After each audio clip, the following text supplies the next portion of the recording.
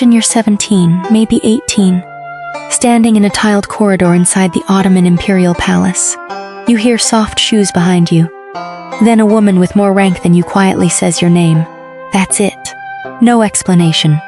You've spent months learning when to speak, where to stand, who gets served first, which doors you do not walk through, and which powerful woman you absolutely do not annoy. Now somebody says you've broken a rule. What rule? Good question. Because inside the imperial harem, the frightening part was not that every mistake ended in some spectacular torture. It was that your fate depended on rank, favor, politics, and who believed you had become a problem. First, forget the movie version of the harem. This was not one giant bedroom full of half-dressed women waiting for the sultan. It was a huge private household with dynastic women, children, enslaved female servants, concubines, administrators, and eunuchs. The women themselves lived inside a strict hierarchy.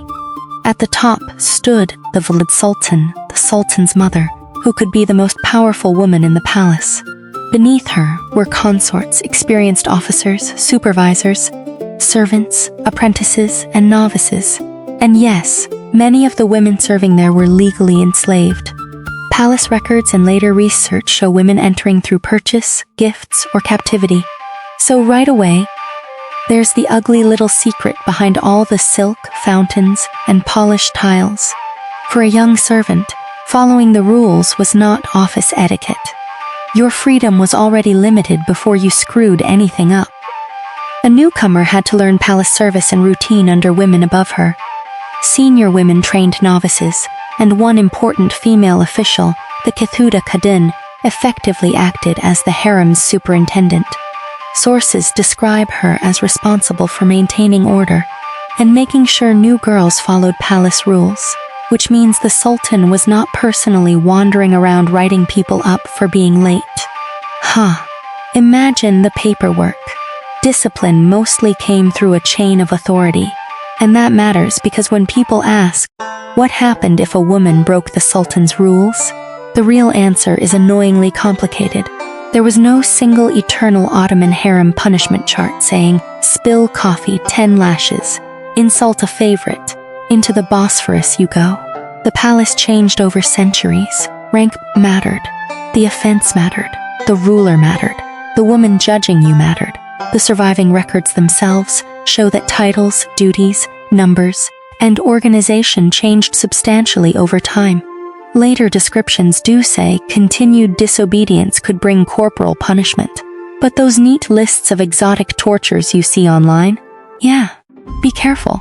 We do not have good evidence for a standardized nightmare menu where every disobedient concubine was whipped, sewn into a sack, and thrown into the water. Could brutal violence happen in the Ottoman court?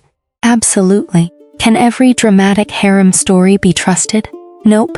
And honestly, the truth is more interesting because punishment did not have to mean death.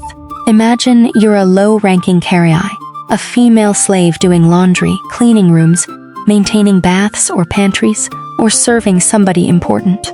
Those ordinary jobs formed much of the daily labor at the bottom of the harem hierarchy.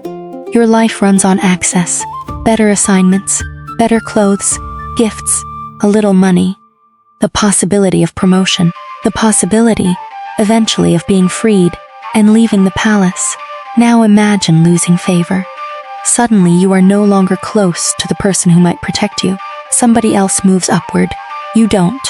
No blood, no executioner, just years of your life quietly sliding in the wrong direction. Yeah, that can be punishment too. And here's where status makes the whole system feel especially screwed up. A low-ranking woman depended heavily on obedience. A favorite could bend custom. Hürrem Sultan is the famous example.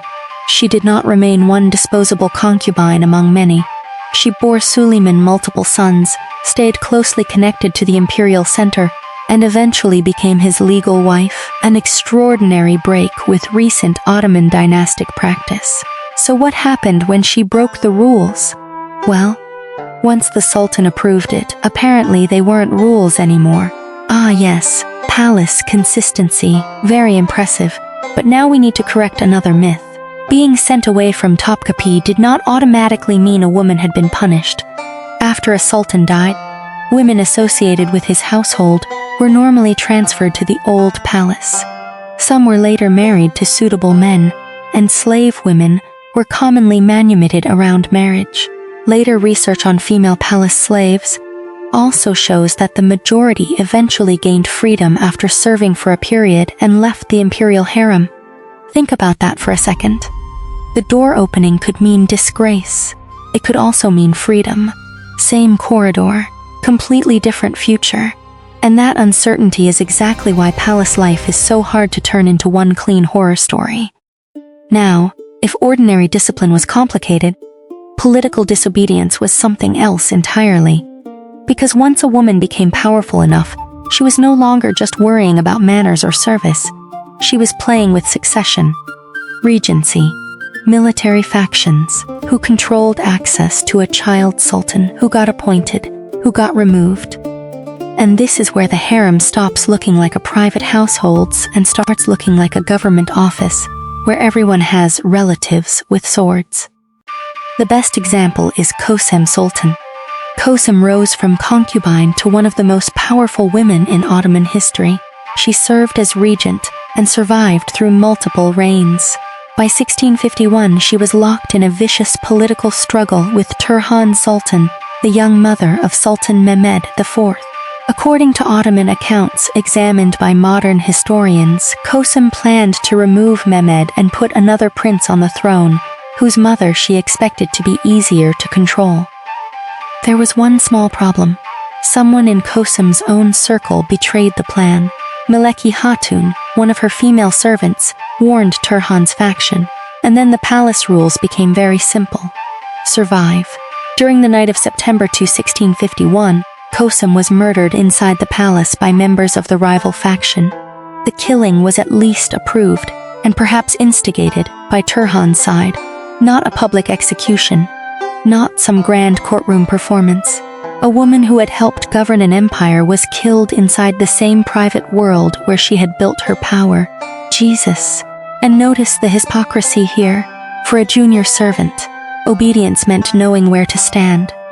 For the most powerful women, obedience could mean accepting who controlled the throne. Once politics reached that level, official rules were almost beside the point. The law was power, and power had a very short memory. This is also why famous stories about women being routinely drowned for harem offenses should make you suspicious. European outsiders were fascinated by a place they usually could not enter. The palace guarded its privacy, and far less direct information survives about harem life than about many European courts. That combination gave rumor a lot of room to breathe. The records are much better at showing ranks, salaries, appointments, transfers, marriages, manumissions, and political conflicts than giving us a convenient list of secret punishments. Which is frustrating. But it also tells you something. Most women did not become famous enough for chroniclers to record the worst day of their lives. They appear in payrolls, household lists, marriage records, inheritance cases. Then they disappear from the story. No dramatic final speech, no legend, just a name, sometimes not even that. So go back to that corridor. Your name is called. You don't know whether you're about to be scolded, struck, stripped of favor, moved somewhere else, married off, freed, or dragged into somebody else's political disaster. You listen to the footsteps stop behind you. And maybe that was the real weapon of the Ottoman harem. Not one terrifying punishment. Uncertainty. The palace didn't need every woman to see somebody die. It only needed everyone to understand that the rules could change depending on who held power when the door opened.